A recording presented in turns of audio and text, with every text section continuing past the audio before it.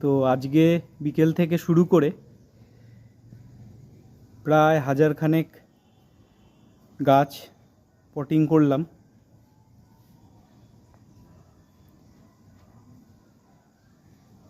তো এখানে মোটামুটি 30 থেকে 35টা ভ্যারাইটি আশা করছি আছে, অতটা আমার এই মুহূর্তে মনে পড়ছে না।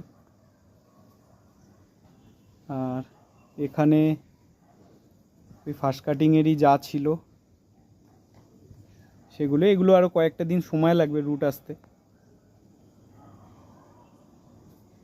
তো এবার ধীরে ধীরে দেওয়া শুরু করব।